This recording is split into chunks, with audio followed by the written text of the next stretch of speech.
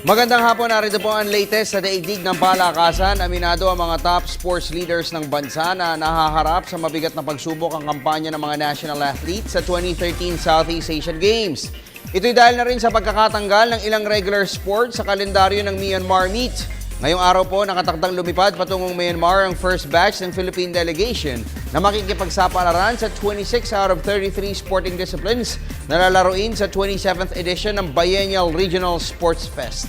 Ang kabuang detalye, hatid ni Ms. Anca Movinas ng Sports Radio 918. Mas malamang na ever finish sa Southeast Asian Games ngayong taon ang Team Philippines. Ito'y dahil mismong si Philippine Sports Commission Chairman Richie Garcia ang nagpahayag na posibleng 6th o 7th place finish lamang ang maabot ng bansa sa 27th edition ng Biennial Regional Sports Fest.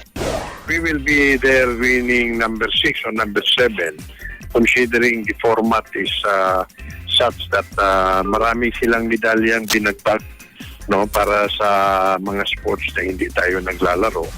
So wala tayong medalya doon. Tapos nawala din yung mga sports na malakas tayo.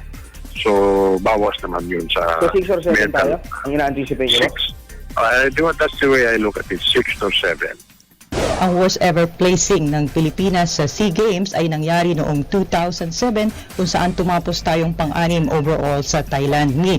Pero dahil piling-pili lamang ng mga atletang ipapadala ng bansa sa Myanmar Games, umaasa si Garcia ng mas mataas na percentage at efficient medal collection ngayong taon.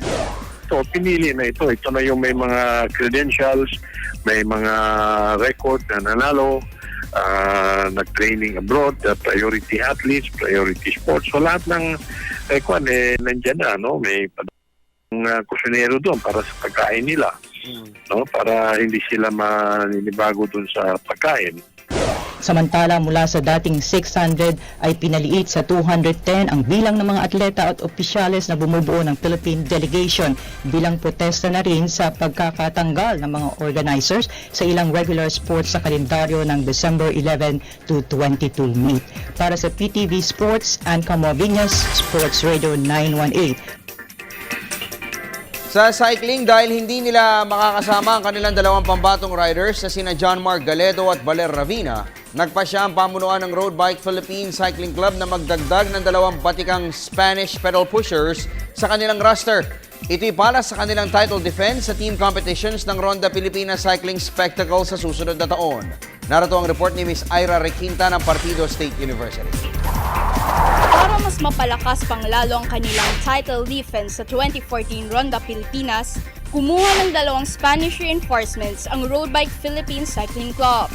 Ayon kay team owner Engineer Bong Sual, isang climber at isang sprinter ang nakatakdang sumanib sa kanilang koponan.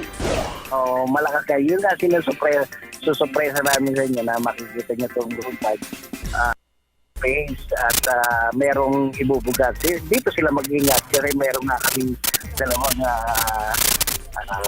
imported. Sasamahan ng dalawang Spanish pedal pusher sa Road Bike Philippines roster ang mga mainstays na sina Ronel Walda, Felipe Barcelo at Ray Martin.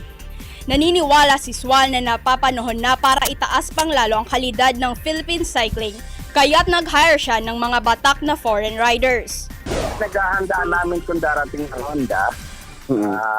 Yun ang tsaka kinukumpim pa rin namin yung dalawa namin na imported.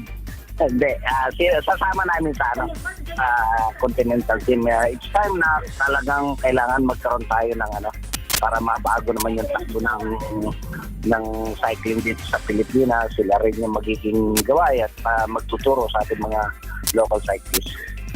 Maharap sa mabigat na pagsubok ang title retention bid ng Road Bike Philippines sa 2014 Ronda Pilipinas, lalo pat kinuha ng sister team na 7-Eleven ang kanilang dalawang pambatong riders na sina John Mark Galedo at Baler Ravina. Para sa PTV Sports, Ira Requinta, Partido State University.